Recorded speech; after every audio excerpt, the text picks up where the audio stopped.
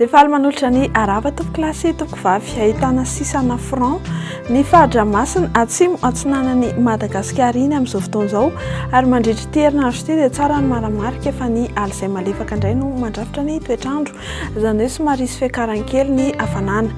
Amin'ny mandritra ny 3 andro avy dia isy ny orana amin'ny morontsiraka afovoany atsinanan'ny Madagasikara iny fa hisavy izany aorian'izay indrindra fa ny takariva sy ny amin'ny alina. Andrahoana kosa ny andro ny ilany andrefan'ny avoatany fa ho maina ny andro amin'ny ankapobeny amin'ny faritra sisa. Izay no mikasika an'iny fa toy izao ny antsipiriany amin'ny toetrandro no vinavinaina ao amin'ny rapitso fa 2 ny volana aogositra 7 ho amin'ny maraina dia hilatsaka ny orana tandrifin-drahona ny fatra atsinanana sy vatovavy fitovinana iny. Andrahoana kosa ny andro ny analanjirofo ny ilany atsinanana ny fatry ny avoatany fa mety arahana erika manify izany. Ny ilany atsinanana morony manisy otomatsiatra ary iorombe.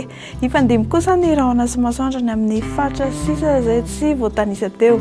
Ho amin'ny rapitso tolakandro dia hipoitra ny orana tandrifin-drahona malefaka ny amin'ny fatra Nosy be sy Samborano, ny fatra Atsinanana sy ny fatra Vatovavy fitovinana iny.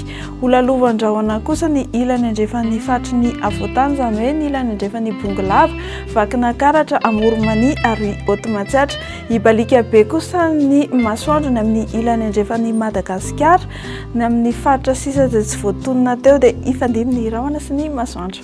Misy fiakarany ny maripana no tombatombanana ao amin'ny rapitso tontolo andro. Ho amin'ny maraina izao dia tafakatra 12 degré celsius ny ambony indrindra ny Vakina Karatra any, 12 degré any Ambatolampy any. Ny amin'ny morontsiraka kosa manodidina 17 hatramin'ny 12 degré celsius.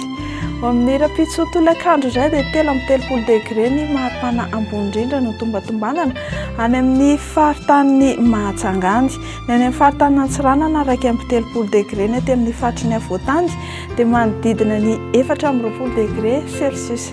Dia raha mikasa hiampita ranomasina ianao dia hibalika be indray ny masoandro amin'ny rapitso any Johannesburg sy Milan any.